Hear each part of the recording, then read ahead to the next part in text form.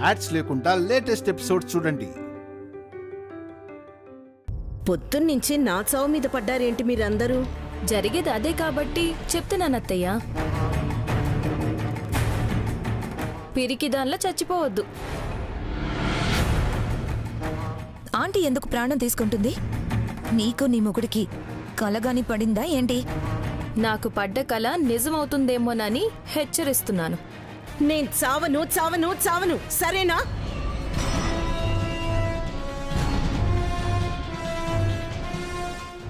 ఇన్నాళ్ళు మిమ్మల్ని ఎవరో చంపేస్తారని భయపడేవారు. ఇప్పుడు మీకు మీరే చచ్చిపోదలుచుకున్నారేమో అని మేం భయపడుతున్నాం. దయచేసి ఆత్మహత్యకు మాత్రం పాల్పడకండి అత్తయ్య. హే, పిచ్చా ఏంటి నీకు? నేనెందుకు చేస్తాను? అవును, అయినా ఎవరి కోసం చావాలి మా మమ్మీ? కుటుంబం కోసమా, దేశం కోసమా? సందర్భం లేకుండా ఆవేశపడకు వల్లబా, ఫూల్ అయిపోతావు. ఓ ఐ సీ. బావగారు, ఎందుకైనా మంచిది మీ అమ్మను ఒక కంట కనిపెడుతూనే ఉండండి. ఫ్యాన్ ఉన్న రూంలోకి పంపించకండి. ఎందుకు? ఊరేసుకోవచ్చేమోనని. నేను చెప్పేది ఒక్కటే, శత్రువునైనా చివరికి యముణ్ణైనా ధైర్యంగా ఎదుర్కోవాలి. పిరికితనంతో బల్వన్ మరణానికి పాల్పడకూడదు.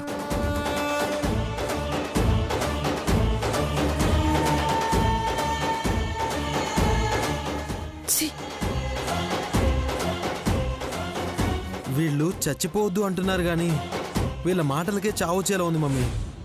అవునరా, అందరూ కన్ఫ్యూజ్ చేసేస్తున్నారు. స్ట్రాటజీ అనుకుంటున్నాను ఆంటీ. నన్ను ప్రిపేర్ చేయదలుచుకుందేమో. వీళ్ల సంగతి చెప్తానుగా.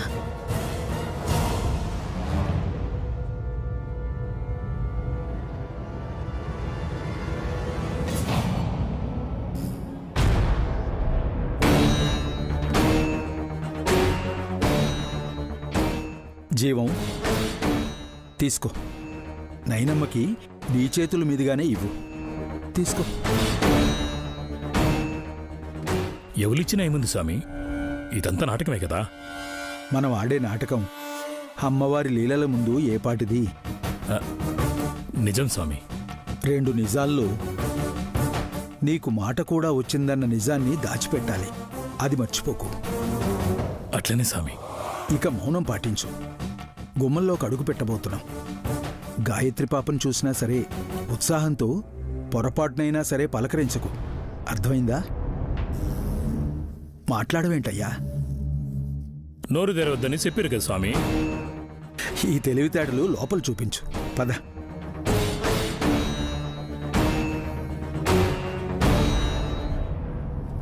ఏదోర్, నీ దగ్గర ఉన్నది బంగారం, నా దగ్గర ఉన్నది సింగారం. నా దగ్గర బంగారం ఎక్కడుందండి? నువ్వు ఏపిక పెరిగావు గాని నీ మెదడు మాత్రం షార్ప్గా లేదే. బంగారం అంటే గాయత్రి పాప, సింగారం అంటే గానవి పాప. అది శాస్త్రి గారు కరెక్ట్ క్యాచ్ చేశారు. చేతులు మారగానే మనవరాలి భవిష్యత్తు బంగారంగా తయారైందని తెలుసుకున్నవాడు ఆ మాత్రం చెప్పలేడా? నీకు నువ్వే 4 కొరికేసుకుంటావని మాకు తెలుసు. అవునన్నా కాదన్నా, గాయత్రి బంగారమే. బొట్లు పెట్టుకుని అలంకార ప్రియురాల్లా తయారయ్యే గానవి సింగారమే. ఏంటి పెద్దయ్యా, పాప ఏమైనా పోరు పెట్టుకుంటుందేమో అని చూసిపోదామని వచ్చారా? బిడ్డ తల్లి దగ్గరుంటే ఎందుకేడుస్తుందమ్మా?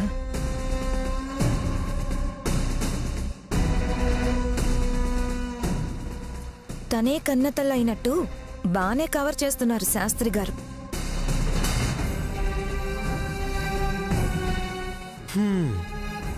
ఎంతో మంది నెత్తిన శటగోపం పెట్టిన వాళ్ళకి ఎలా మాయ చేయాలో తెలియకుండా ఉంటుందా? అన్నయ్య, నిన్ను కన్న తిలోత్తమమ్మ కూడా నాకు అమ్మే.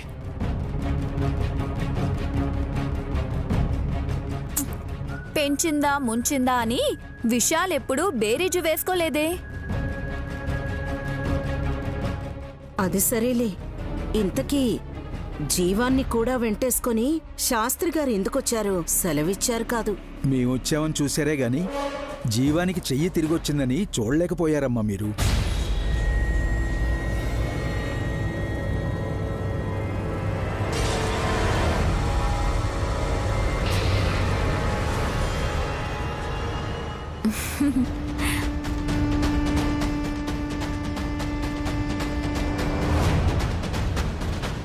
ఆ రోజు ఇంటికొచ్చి తిలోత్తమ వదిన డబ్బులివ్వాలని హల్చల్ చేశాడు.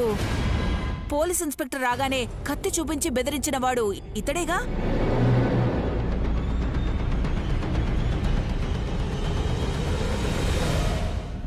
అవునే దూర్, నాకు నువ్వు చెప్తుంటే గుర్తుకొస్తుంది. వామ్మో, రౌడీని తీసుకొచ్చారండి శాస్త్రి గారు. భయపడకండి మావయ్య. మనిషి అన్నాక పొరపాట్లు చేస్తాడు. తప్పులు చేసినా వీలైతే వాటిని సరిదిద్దుకుంటాడు. మారినవాడే మహానుభావుడు అనుకోవాలి.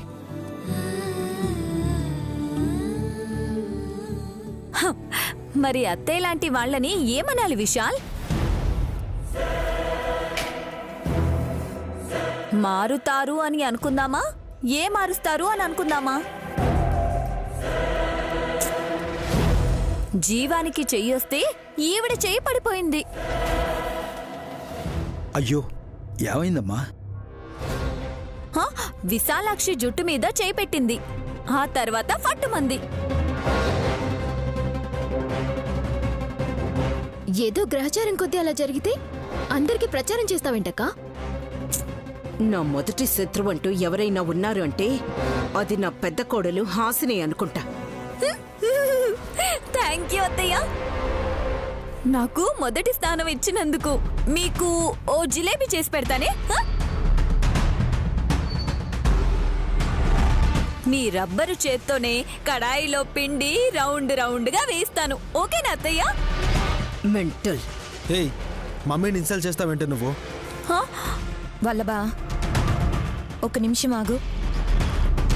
శాస్త్రి గారు, జీవానికి చెయ్యొచ్చినట్టే మాట కూడా వచ్చిందా?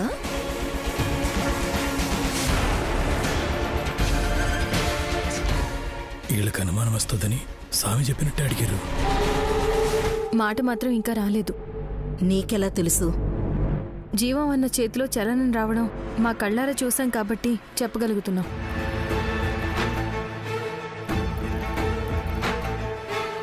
అవునమ్మా, శ్రీశైలం భ్రమరాంబికాదేవి అమ్మవారి మెడలో వేసిన నిమ్మకాయ దండల్లోని ఒక నిమ్మకాయని మాకిచ్చింది విశాలాక్షి.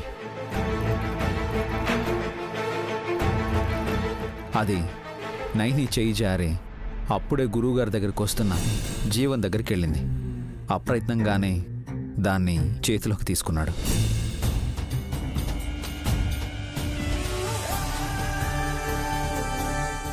విశాలాక్షమ్మ వారి దయతో జీవం మన చేతికి మళ్ళీ జీవం వచ్చింది.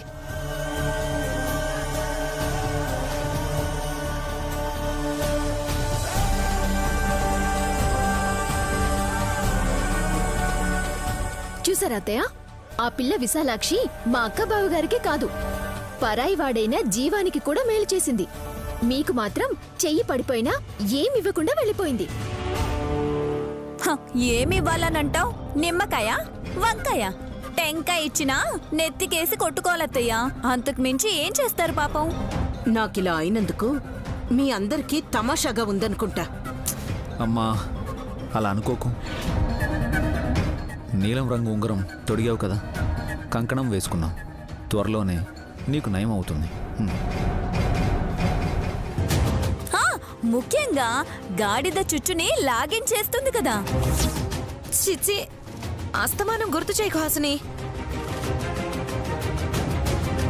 పరిష్కారాన్ని తలుచుకుంటే కంట్లో కారం పడ్డట్టు మొహం అలా పెడతావేంటే కసి?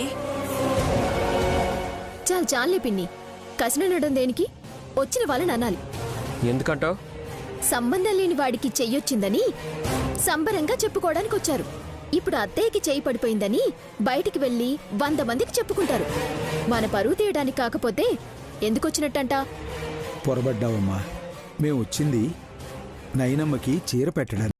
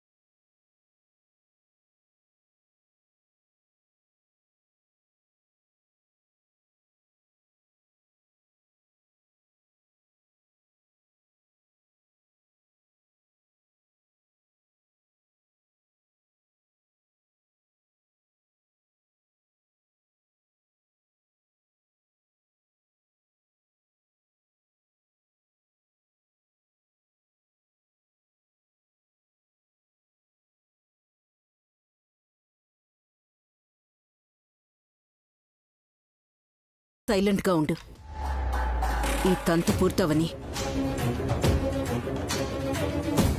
జీవం, సంచిలోనే చీర, ఆకు వక్క, పళ్ళు పూలు ఉన్నాయి. నైనమ్మకివ్వు. ఆ, ఎందుకన్నా ఇవన్నీ?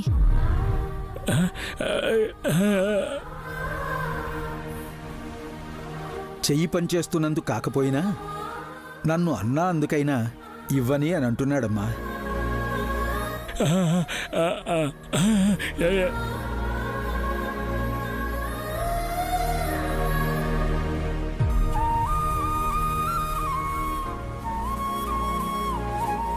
శాస్త్రి గారికి మోగ భాష బాగానే అర్థమవుతుందే. నీకెంతమంది చెప్పినా అర్థం కాదు కదా. మళ్ళీ మీరు దెబ్బలట మొదలెట్టకండలుడు. మంచివాడిగా మారిన వాడిని మంచి పని చేయనిద్దాం ముందు. అలాగే అత్తయ్య. వదిన, కాదనకుండా తీసుకోండి. ఒకరిద్దరు తప్ప అందరూ సంతోషిస్తారు. బాబుగారు, నైని హ్యాపీగా తీసుకో.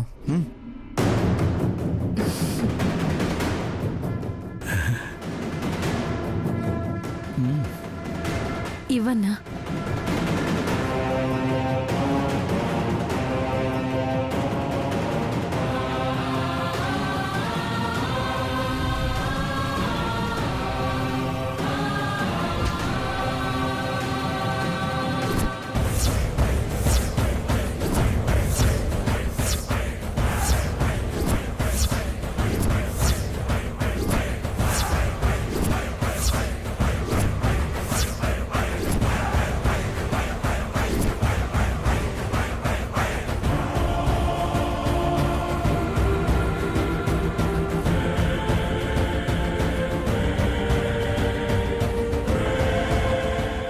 తీసుకోండమ్మా. నైని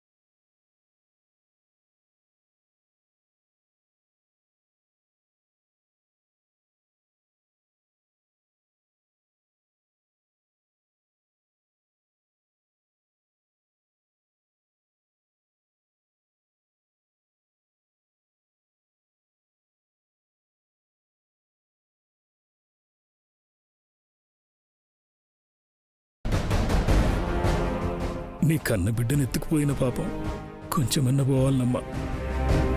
ఇదంతా నాకు మాటొచ్చాన నిజం, నీకు తెలియకూడదన్న నాటకం అయినా నిజంగా నా చెల్లెలకి ఇచ్చినట్టే ఖుషి అవుతానమ్మా.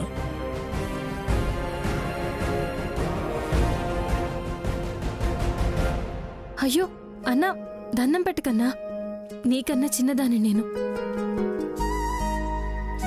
జీవం, మీరు ఇప్పుడు నైనికి చీర పెట్టారు కదా, 6 నెలల తర్వాత వచ్చే రాఖీ పండక్కి మీ చేతికి రాఖీ కట్టి మీకు సర్ప్రైజ్ గిఫ్ట్ ఇస్తుంది నైని. Wow, lucky chance కొట్టేశావు.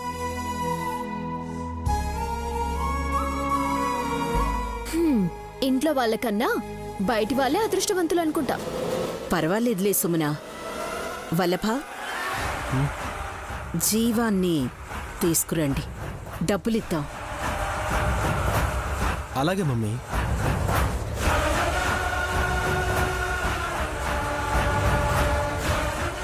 జీవం రా, రా జీవం రా,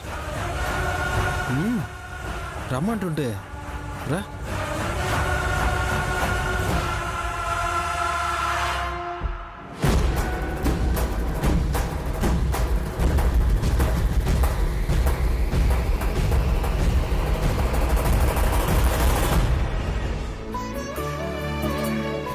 అదేంటి నైని చీరకు దండం పెట్టుకుంటున్నావు? అమ్మవారి పాదపద్మాలను తాకొచ్చిన చీర కదా పిన్ని. జీవం మంచి చీరనే తీసుకొచ్చి ఇచ్చాడు చెల్లి. ఎంతైనా మా అక్క అదృష్టవంతురాలు. చీరలు మొగుడు తేవడమే, మరిది తేవడమే. ఇప్పుడు చెల్లెలు అంటూ బయటి వాళ్ళు కూడా తీసుకొచ్చివ్వడమే. నోట్ల కట్టలకి దండం పెడితే సరిపోదు సుమనమ్మా, మన కట్టే బట్టకు కూడా మొక్కాలి. చీరలకి, రవికలకి, ఆఖరికి కర్చీఫ్లకు కూడా మా అక్కని చూసి పూజ చేసేలా ఉన్నారే. మానాన్ని కాపాడే వస్త్రం అర్జునుడి భుజం మీద ఉండే అస్త్రంతో సమానం చెల్లి. గుల్లిపిల్లికి అర్థమైతే కదమ్మా, మోహన్ చాటంత చేసుకునే వాళ్ళకి ఏం చెప్పినా చెవిపోటేనట. అది సర్లే పిన్ని, చెల్లిని చెప్పనివ్వు ముందు. చెల్లి, ఇంట్లో ఉన్న పసుపు రంగు చీరలన్నిటినీ మూట కట్టి మిద్దె మీద వేశాము. ఇప్పుడు జీవం కూడా ఆ రంగు చీరనే నీకిచ్చాడు కదా, మరి దీన్నేం చేస్తావు? ఆ మూటలు కలిపేయడమే. మీరు తీసుకొస్తారా ఆ మూటని? నీ కొంగ ఎత్తలేను, దాన్నట్ట మోస్తానే. భలే చెప్పారు బాబాయ్. మరి కాస్త ఆగొచ్చు కదా. నువ్వు చెప్పు నైని, ఏం చేద్దాం? ఆ పసుపు రంగు చీరల వల్ల తిలోత్తమ అత్తయ్య తప్ప ఇంకెవరికి ఆపద రాదు. ఆవిడికి ఏదైతే అదయ్యిందిలే. అయ్యో బాబోయ్, అత్తేని అలా అంటావిటక్క? నువ్వు ఇక్కడే ఉన్నావన్న సంగతి మర్చిపోయి అలా అనేశాను చిట్టి. నువ్వు చెప్పొద్దు ప్లీజ్. చెప్తే మాత్రం నా కొరిగేదేముందిలే. మంచిది నైనమ్మా, త్వరగా చెప్పు. ఈ చీర వల్ల కూడా తిలోత్తమ అక్కయ్యకి నష్టం జరుగుతుందన్నావంటే జీవం నచ్చుకుంటాడు. శాస్త్రి గారు విడ్డూరంగా చూస్తారు. అవును బాబాయ్, ఏం చెప్పాలో తెలియడం లేదు. ఎవ్వరికీ ఏమీ చెప్పొద్దు, నేను చెప్తాను, వింటావా? మంచి మాట ఎవరు చెప్పినా వింటానక్క. అమ్మవారి దగ్గర పెట్టి తీసుకొచ్చిన చీర వల్ల మంచే జరుగుతుంది కానీ చెడు జరగదు చెల్లి. 2 పిల్లల్ని కన్నావు, ఒకరిని దూరం చేసుకున్నా శాస్త్రి గారి మనవరాల్ని దత్తత తీసుకున్నావు. నీ ప్రయత్నాలన్నిటిలో ఆ విశాలాక్షి అమ్మవారు తోడున్నారు. ఇప్పుడు ఆ అమ్మవారి దగ్గర అర్పించి తీసుకొచ్చిన చీర నువ్వు కట్టుకున్నా, కనీసం నీతో ఉన్నా సరే నీకింకా మంచి జరుగుతుందేమో. అవునైని, ఇంకెలాంటి ఆలోచనలు పెట్టుకోకు.